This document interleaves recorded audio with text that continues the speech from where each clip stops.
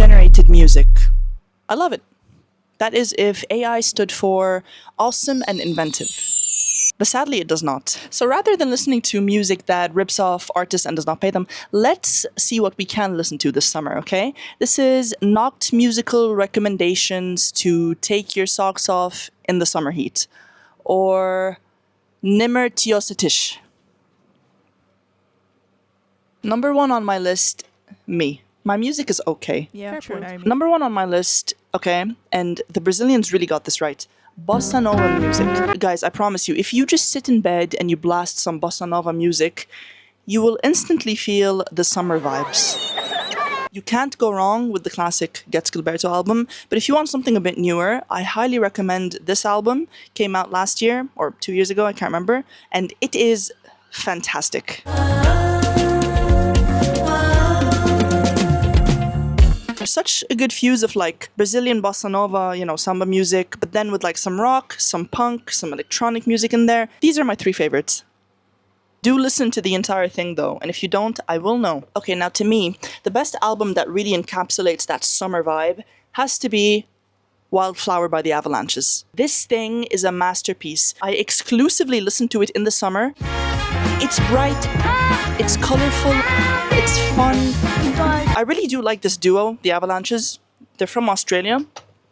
That's not why I like them, I'm just giving context. They basically sample all their music. So everything that they produce is comprised of samples from all eras of music. They've been doing this since like the early 2000s, I think. You could say AI does that, except this band actually credits the artists. Yeah. Go listen to this album. These are my favorites, but all around, it's such a good album. Next album is called Summer's Over. Now, I know what you're thinking. Guys, I'm not stupid. It's very obvious here. Why is her hat so pointy? This album is just light, it's airy, makes you feel like you're drinking mint lemonade. And I don't really like mint lemonade that much, but when I do, it hits. The vocals are just very indie summer.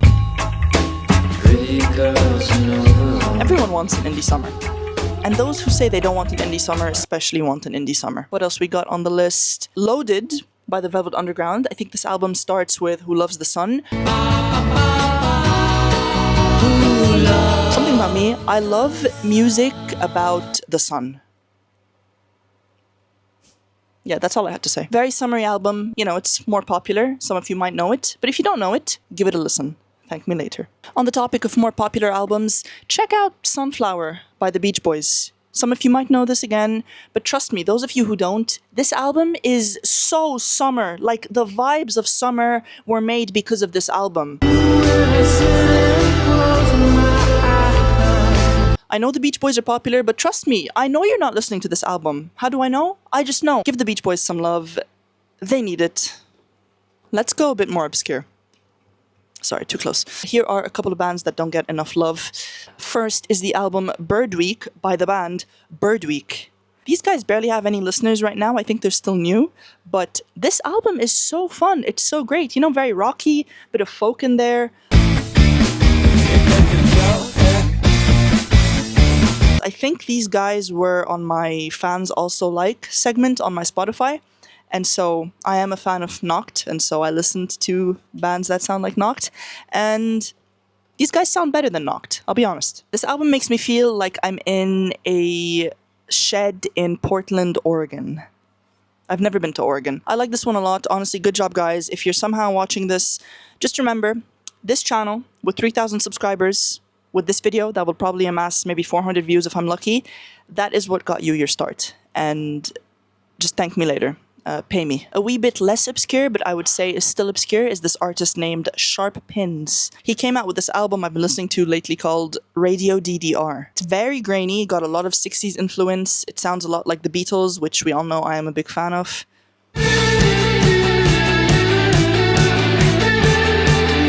I know it's a bit overdone when bands try to sound, you know, like bands from the 60s and 70s, and you can really tell sometimes when it's forced, but I truly think this guy is very passionate about the sound that he curated for himself. This is also a great album to drive to. I haven't driven a car in maybe 6 months, but when I do, I'm sure it'll be great. Sharp Pins, stay sharp. Don't turn dull like the rest of us over here. I'm sweating. So yeah, these are the albums I recommend. I've put them all in a playlist over here. But honestly, guys, fuck a playlist. Go listen to the full album. That is how the artist or band intended it. They put so much blood, sweat, and tears into these albums, and I know this as someone who has made albums, made EPs. Like, it's a very vulnerable process. It's a very long process, and you do truly put everything into it. So, when I see that hundreds of thousands of people are listening to AI-generated bands, I just get a bit disappointed, and sometimes I catch myself feeling discouraged. But then I always go back to, why am I making music? What's the reason for all of this? And ultimately, I do it for self-expression, and that will always be the number one reason. A lot of people are also listening to this AI-generated music to shit on this AI-generated music. So I'm happy that people are seeing through all the AI slop. It is a bit frustrating because I wish AI could do something a bit more useful. Like, we already have so many musicians, so many artists that don't get enough credit or don't get their flowers.